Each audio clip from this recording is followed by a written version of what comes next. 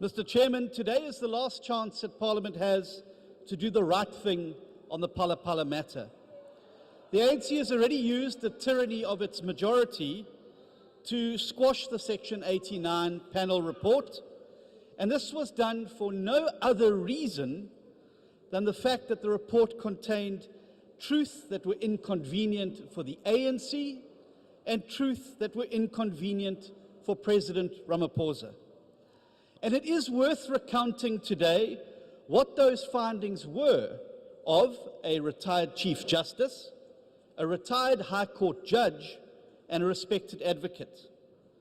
They found that the President had a prima facie case to answer and that he may have committed a serious violation of Section 96 of the Constitution, a serious violation of the Prevention and Combating of Corrupt Activities Act, serious misconduct in that the President acted in a way that is inconsistent with his office, and serious misconduct in exposing himself to a situation involving a conflict of interest between his official responsibilities and his private business interests.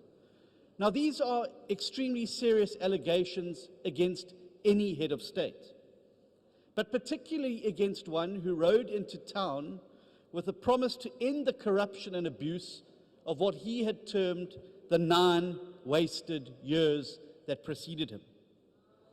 And the rehearsed refrain that was parroted by ANC speakers on the day as they swept the inconvenient truths under the carpet was that the President was going to set aside the report in the Constitutional Court. Well, we now know that this has fizzled and failed, as the Constitutional Court unanimously dismissed his application for direct access. But the reality is we've seen this all before. When Judge Raymond Zondo wrote his final report into state capture, he reserved the harshest criticism for the sellouts in Parliament who trampled their oath of office in service of a corrupt President and his cabinet. Never again, we were told, would Parliament be disempowered as it was in those terrible days. And yet here we are again, and we ask ourselves, what has really changed? Then it was Nkandla, now it's Phala Phala. Then it was fire pools and cattle kraals, and now it's couches stuffed with dollars. Then it was President Jacob Zuma, and today it's President Cyril Ramaphosa. But it is the exact same modus operandi. As long as you can abuse your numbers in Parliament, you can make any scandal or corruption disappear. And today the ANC Speaker in this debate is going to try and keep this callous charade alive.